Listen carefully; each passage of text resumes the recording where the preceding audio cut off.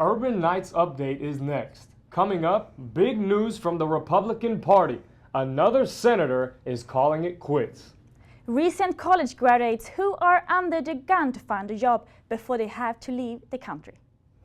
We'll take a look at the Me Too phenomenon sweeping the country. And how you can make money playing video games. All that and more coming up on Urban Knights Update.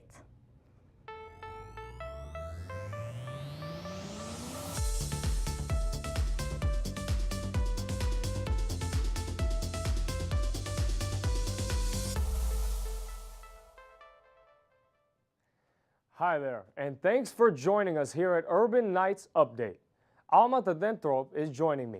I'm Anthony Silva. In a big announcement, Arizona Senator Jeff Flake announced that he will not run for re-election in the 2018 midterm. The Republican said he can better serve his country by not running. He is best known for recently clashing with Republican President Donald Trump on multiple occasions. Senator Flake has not been shy about his concern for the presidency and also explained how he criticized Trump for his personal attacks and threats against principles. The senator claims he is worried about the democratic principles and the country's fate under Trump. Tennessee Senator Bob Corker and President Trump continue to exchange insults on Twitter. Corker, who is also Republican, says the president is constantly untruthful and has debased the U.S. and damaged its standing in the world. He also urged Trump to stay out of the foreign policy, especially with handling North Korea. The senator also recently announced that he was not seeking re-election. President Trump headed to Capitol Hill to meet with Senate Republicans early Tuesday, hoping to seek an agreement on tax reform. Senator John Barrasso of Wyoming said it was a productive meeting. Barrasso says the president was strong and focused on giving people a raise by cutting the taxes.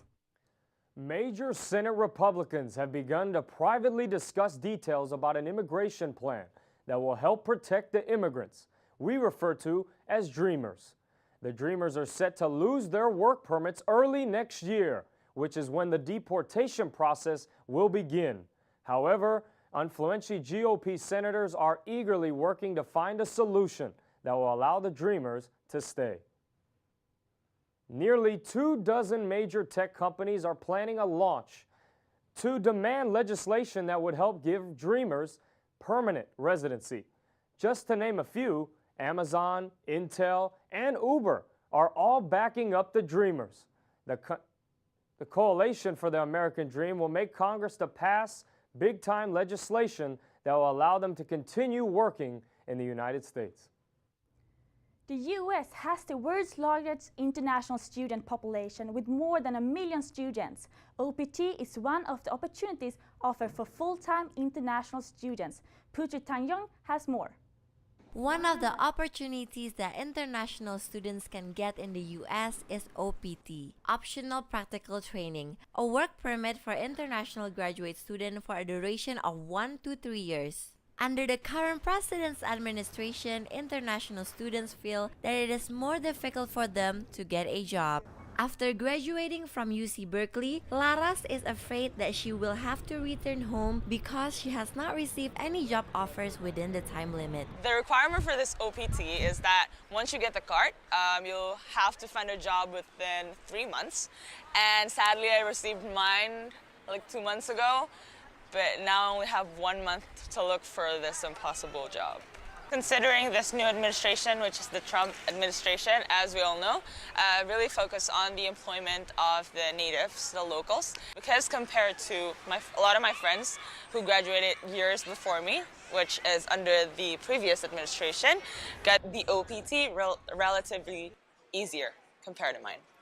The uncertainty about OPT's future could be discouraging for some international students. One of those students is Brian, a senior at UC Berkeley majoring in business. Trump's administration wants to decrease the amount of foreign workers who obtain their working visa through loopholes. Brian feels disheartened by Trump's stance in categorizing international students in the same pool with loophole seekers. Hearing about Trump being very anti-OPT, immigrants or anti-talent from outside of the United States, it's quite disheartening. Hopefully things change and things get better, but as of now, I don't really know if I want to work here just because of how difficult it is and how difficult the situation is. Despite the current administration's beliefs, many international students still believe that America is still the land of hope and opportunity. In San Francisco, I'm Putri Tanjung for Urban Nights Update. International students may apply for OPT up to 90 days before completing a full academic year. Despite being publicly against refugees, Trump's administration will resume accepting refugees. However, the decision comes with a little twist, as procedures will be tightened up for immigrants from high-risk countries. Moreover, Trump's administration has limited refugee admission to just 45,000 people. Africa and Southeast Asia lead the largest number at 19,000 and 17,500, while Europe and Latin America refugees will be limited to just under 2,000. The number of refugee admissions is the lowest that it has been since the Refugee Act was established in 1980. Trump's administration favors the far right in banning abortion. It's an issue that's causing much controversy. Just recently, the Federal Appeals Court finally approved a wish of a 17-year-old immigrant to abort her child after a legal battle with Trump's administration. The 6-3 vote gave Jane Doe the okay to abort her child after being detained in southern Texas since September. The Oscar-nominated writer-director James Toback is accused of sexual harassment by dozens of women in the middle of Harvey Weinstein scandal. 38 women have come forward to claim that Toback, now 72, has arrested and assaulted them during a time period that stretches back to the 80s. Toback himself has denied the accusations and says it is impossible because of his medical conditions, like diabetes and a heart problem. It looks like Harvey Weinstein and James Toback are not the only ones who have been accused of sexual harassment. During the last week, women all over the globe have shared their stories and experience using the hashtag #MeToo on social media. Clara Talentorp met 2 women who have posted the hashtag on the wall of Facebook. 2 simple words have exploded on social media lately. Women from all over the world who have been sexually harassed have shared their stories by using the hashtag #MeToo. It was the actress Alyssa Milano who started the movement as a response to Harvey Weinstein's scandal when she posted the tweet, suggested by a friend if all the women who have been sexually harassed or assaulted wrote "Me Too" as a status, we might give people sense of the magnitude of the problem. If you have been sexually harassed or assaulted, write "Me Too" as a reply to this tweet. After the tweet, billions of women, some of them famous, but many not, have posted their stories. One of them is Taisia Andreeva. One time I came into the bus, it was full of people, and that was the man who was staring at me and the girlfriend I was with for a long time. And then he started moving like really towards me, so it was really uncomfortable because he was really close and he was trying to get behind me, like almost like press me in. And I was trying to like walk away, but he kept walking on me, so we decided to leave the bus even earlier than we were supposed to. Another woman who has joined the Me Too movement is Beata von Gråthusen. So I didn't actually want to at first because I don't usually post stuff on social media like that, but then I thought, well, if everyone thought like me, then no one would post. So everyone needs to contribute to like actually solve the problem. Taisia has one more comment. So I think people should start sharing it more so the world can see actual problem of girls being harassed a lot by men. And it's not even count like harassing because they're not sure about it. In San Francisco, I'm Clara Talentorp for Urban Nights Updates. The numbers of women sharing the stories will keep ticking. Mann Packing, a major supplier for veggies in California, announced Monday that it will recall its products due to a contamination in Listeria. Listeria is a bacteria which can cause serious and sometimes fatal infections in young children, the elderly, and others with weak immune systems. For example, asthma. The recall has affected major corporations like Walmart, Target, and even Whole Foods in the United States and in Canada. As of now, there have been no reported illnesses linked to the contamination. For more on health news, Chris Petrosi joins us. Thank you, Anthony. With most of the attention still focused on the fires in northern areas of California, currently public health officials are dealing with an epidemic. An hepatitis A breakout was announced Thursday by the California Department of Public Health. The CDPH has accounted for 19 deaths, along with over 300 people hospitalized since November 2016. Areas that have seen the most cases of the hepatitis outbreak have come from San Diego, Santa Cruz, and Los Angeles counties. Officials working close to the dilemma are assuring Californians they're getting the outbreak resolved and there shouldn't be any continued risk moving forward. A woman in Texas was recently diagnosed with broken heart syndrome after her beloved dog passed away. 62-year-old Joni Simpson says that after dealing with the stress of her son's impending back surgery and son-in-law's unemployment issues, the death of her dog Maya pushed her over the edge. Joni was life-flighted to her local hospital where doctors thought they were dealing with a heart attack, but after further testing, it came back to be broken heart syndrome. Joni has now fully recovered from her traumatic event and plans to have another pup in the near future.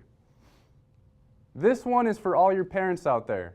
If you've been wondering if your child might be spending too much time looking at the screen as of late, you're certainly not alone. A recent study from Common Sense Media found that 42% of current children younger the age of 8 have their own tablet device. Here's where it gets interesting. Children's ages 8 and under are now averaging an hour a day absorbed on these electronic devices. Boy, how times have changed. In Utah, a 74-year-old man is taking it upon himself to find a kidney donor for his wife in stage 5 kidney failure. Not knowing any other way to help out in the search for his wife's kidney, Wayne Winters decided to walk his busy streets with the sandwich board around his shoulders. On the board it reads, "Need a kidney for wife." On his first day walking the streets, a driver actually stopped Wayne to talk about potentially donating a kidney to his wife. While further testing still needs to be done to see if the kidney is a genetic match, Wayne says he plans to continue walking the streets until his wife gets the kidney. Best of luck to Wayne and his wife. That's all the latest news from the world of health. Back to you. Thanks, Chris. For many Americans, it's not easy or cheap to have health insurance. For many international students, obtaining health insurance throughout their school isn't easy as well. Urban Nights reporter Lucius Lee shares his experience. Each semester brings the new challenges. This semester, school automatically regrets the international student for health insurance at the cost of $600 a semester. The Academy of Art University have over 6,000 undergraduate international students have been affected by the new rule. Needless to say, the health officials have been busy on received many complaints. The school has offered a health insurance program that international students can apply for. It is a mandatory health insurance that is given to our international students. They actually brought it in this year. So from what I understand, if you are international, you will be given health insurance in which you have to pay a certain amount of money in order to avail the insurance policy, or you will be added under the international insurance that is offered by the Academy of Art University. Yeah, I mean, that's pretty much what it is. So you get a lot of health benefits, you know, you don't have to pay as much for hospital visits. It's very useful for international students who come for the very first time to San Francisco. Sounds good, but is it really enough detail for students to get to know thoroughly? I don't know what hospitals accept the college insurance. I wasn't given a list of anything like that. I hear our insurance service offer international students who didn't work on our campus. International students can only do is send an email to healthyinsurance@academy@edu. Looks like the insurance of the international student is school has a lot of work to do. In San Francisco, I'm Lucius Lee, Urban Nights Update. A lot has been going on in the world of sports this past week. Let's go to Isaiah Quiroz, who has more. Thanks, Anthony. Hello, everybody. Today in your sports segment, we're going to talk about multiple Academy of Art teams having success over the weekend. Along with that, we'll check in with some of the sports teams from the Bay Area. Early in the morning, Saturday, October 22nd, men's and women's cross country took second at the Pac West Championships. With this placement, the women's team is now regionally ranked for the first time in program history, while the men remain on the national radar as well. After a 2-week break, cross country will head to Oregon to compete in the NCAA Regional Championship on November 4th. That same day saw the women's soccer team get their first win in conference play this year against Holy Names. Holy Names seemed to be in command early on, but the tides changed when Abigail Chavez found the net for her second goal of the season. In the second half, freshman midfielder Sydney Cook found Alyssa Rasmussen for the second and final goal of the game. That goal was the first goal for Alyssa in her collegiate career. Directly after the women's game, the men's had a battle of their own. In the beginning, it was a defensive battle with neither team taking many shots. But in the second half, the action started. Bobby Gutierrez found himself on top of the box and hit a very well-placed shot to the bottom corner for the first goal of the contest. Shortly after, I was able to weave through traffic and tuck it away to put us up 2-0. Holy Names responded with a beautiful strike that flew into the top corner, but it was too little, too late, and the Urban Knights held on for the win. Both the men's and women's teams will head to Southern California for their last road trip of the season, taking on Azusa and California Baptist. Lastly, the women's volleyball team got in on the winning mentality with a 3-0 sweep of Holy Names. They started off slow in the first set, but were able to recover for a 26-24 win. In the second set, it was basically the same story. The Urban Knights kept their composure and rallied late to win the set. From there, it was smooth sailing, as they took the last set easily to finish off their first sweep of the year. Many players stood out this game as it was a serious team effort, but most notably was Ashley Pollock, who had her 11th double-digit dig effort, and Bailey Suzma, who led the Knights with 10 kills. The team has 2 road games coming up against Dominican and Fresno Pacific. Dub Nation got back to its winning ways with a convincing victory over the Mavericks. It seemed to be a close game at half, with the score being 65-62, but in the last 2 quarters, the Warriors stepped up the defense and poured on the offense, and won the contest by 30. The Dubs are now 2-2. The 49ers struggles continued as they had a disappointing result, falling 40-10 to the Cowboys. The 49ers defense could just not withstand the offensive power of the Cowboys, mostly coming from the quarterback Dak Prescott and running back Ezekiel Elliott. The 49ers winless season continues as they fall 0-7. On the bright side, the San Jose Earthquakes scored a late-game winner in a 3-2 contest against Minnesota United FC to punch their ticket to the MLS playoffs. It was the final day of the season, and 3 teams were fighting for the last available spot, and the San Jose Earthquakes took advantage, and they'll face off against 3rd-seeded Kansas City in the knockout round. That wraps up our sports segment for this week. I'm Isaiah Quiroz. Back to you guys. Thanks, Isaiah. Sounds like the Urban Knights had a very successful weekend in sports. Now let's join Jonathan Navarro, who was able to speak with an Urban Knight from the men's soccer team.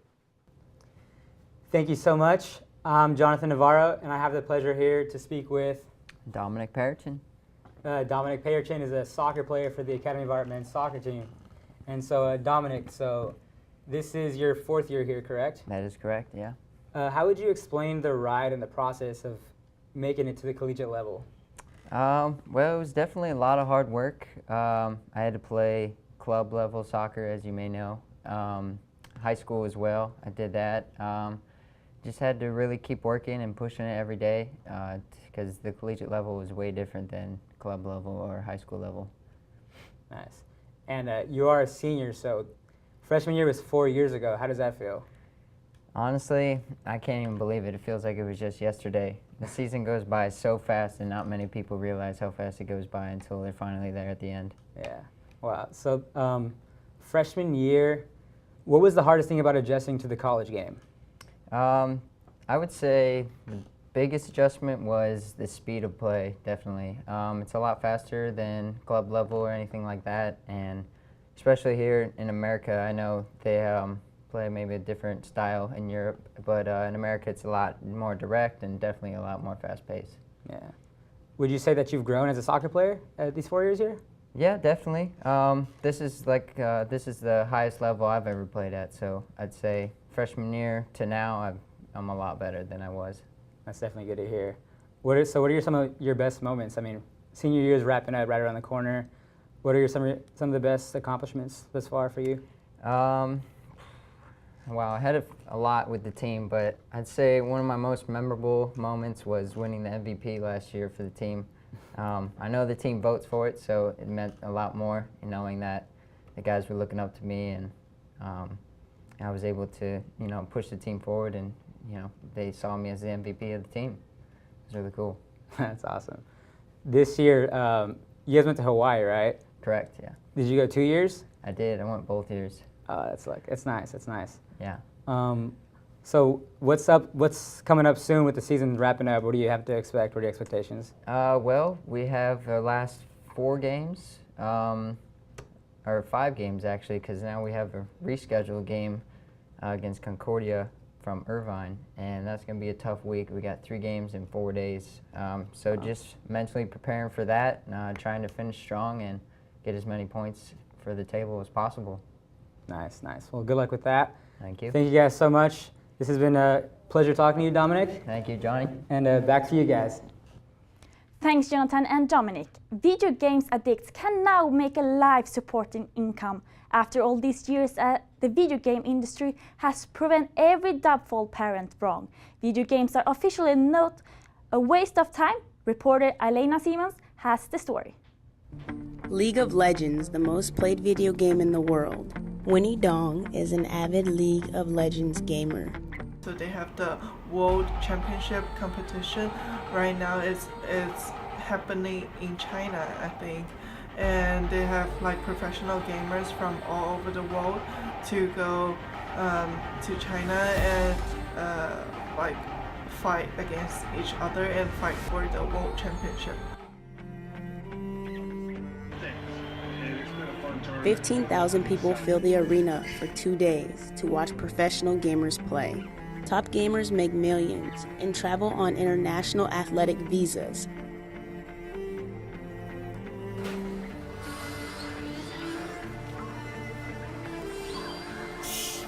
People of all ages sell their game perks to each other on sites like eBay.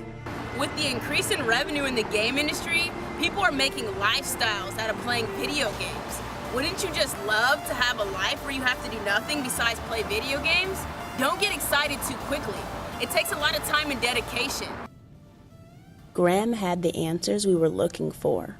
It's becoming more and more of a possibility to actually try and make that into a career, because with certain games it's actually becoming like monetarily viable. If you are good enough to win, you actually can fund your life for many years now, especially in League and Dota and these new MOBAs that are coming out. The prize pool for winning, say, TI is $1 million a person minimum, and that was a couple of years ago. It's gotten bigger now.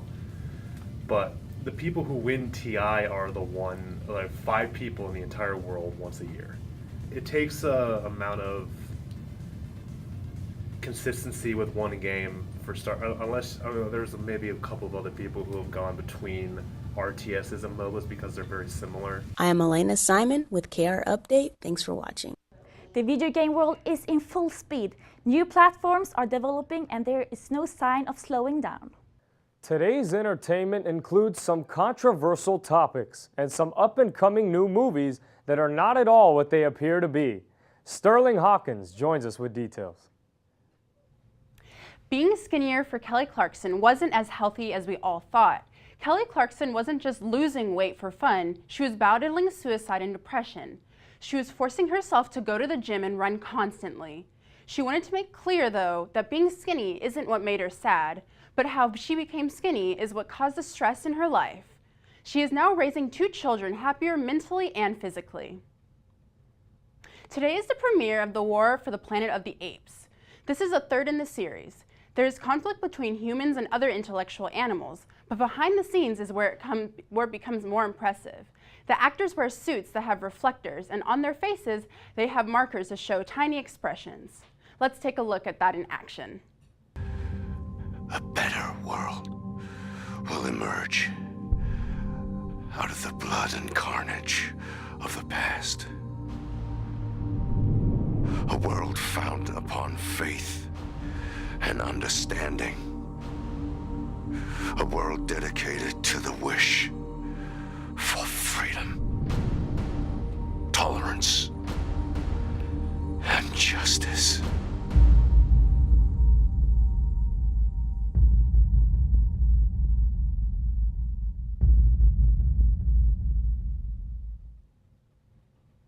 Elephants have been long entertainment in circuses, but now things are changing.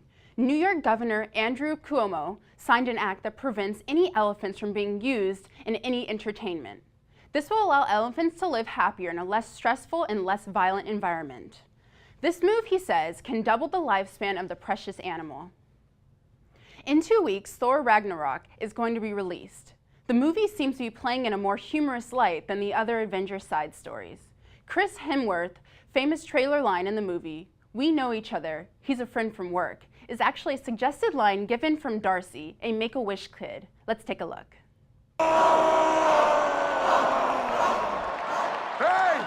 Hey! We know each other. He's a friend from work.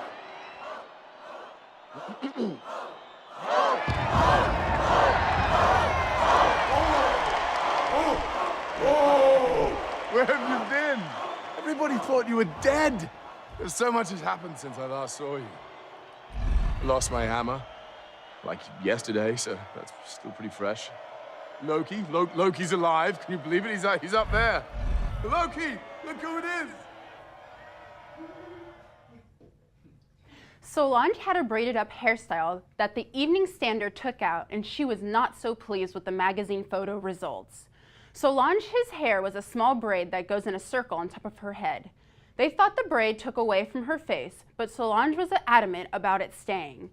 She fired back on her Instagram with the original photo and a title of DTMH, or Don't Touch My Hair. A Hilton hotel kicks out Cardi B for possession of weed, and Cardi B didn't make quite an exit as she claims racism on her and her staff. Police of the night of the accusation came to her door in the middle of the night to kick out her team, who was unaware of anything happening. Cardi B states that she does not smoke because it makes her paranoid. She was not arrested for this fact. That's it for this segment of entertainment. Join us next time. That's it for this edition of Urban Nights Update for everyone here. Thanks for joining us. I'm Alma Tellentorp. And I'm Anthony Silva. Have a great evening. See you back next time.